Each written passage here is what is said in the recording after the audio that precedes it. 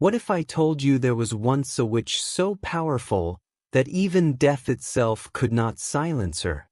Buried deep in the red earth of Africa, her eyes refused to close, and from her grave, she still watched the living.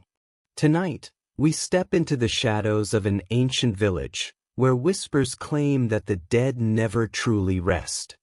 This is the terrifying legend of the witch who watched from the grave.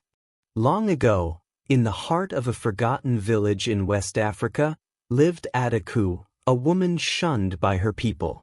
They called her Ahomuo, an evil spirit, because crops withered when she passed, and babies cried at the sound of her voice. But Adiku had knowledge no other dared possess. She spoke to the winds, commanded the shadows, and gathered herbs under the blood moon. The villagers feared her, but they also relied on her when sickness struck or cattle began to die.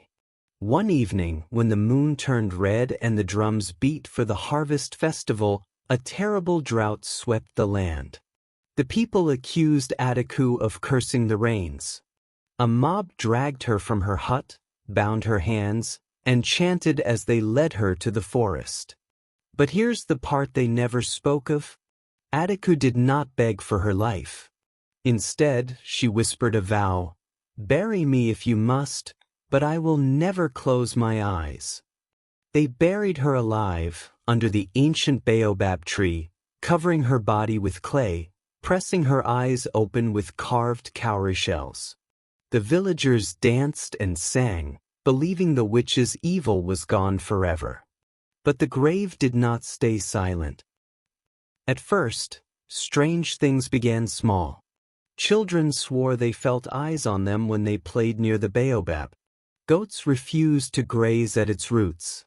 The wind carried whispers, soft as sighs, saying names no one dared repeat. Then came the first death. A young boy disappeared, only to be found days later, his body twisted beside Adiku's grave, his eyes wide open, staring at the sky. The elders gathered. They dug into the earth to see if the witch's body still lay there. What they found froze their blood. Adiku's skin had rotted away, but her eyes remained, glowing faintly in the moonlight, watching. And here's where it gets worse. Anyone who looked into those eyes was said to carry her curse and dream of her every night. The dreams spread like wildfire. Villagers woke screaming, clawing at their own eyes. Some refused to sleep at all. Others disappeared into the forest, muttering about a woman calling them from the ground.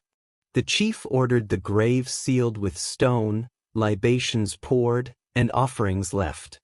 But each morning, the stones were cracked open, and the cowrie shells lay scattered on the soil, as if someone, or something, had forced them apart. One night, a young girl named Ifioma dared her friends to run around the baobab under the moonlight. Laughter echoed, until her scream cut through the night. The children rushed to find her, and saw her standing frozen by the grave. Her eyes were no longer her own. They had turned white, glassy, unblinking. She whispered, "She is watching." From that night, no one entered the forest again. Families abandoned their huts, fleeing into neighboring lands. The once thriving village became silent, swallowed by weeds, remembered only in whispers.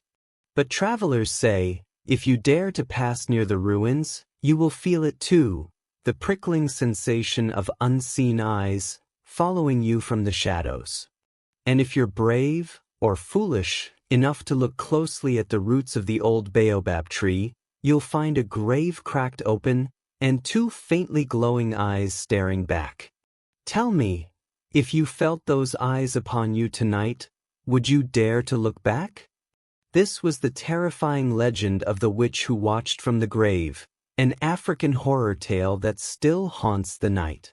Do you believe a spirit can remain trapped between worlds, cursed to keep its eyes open forever?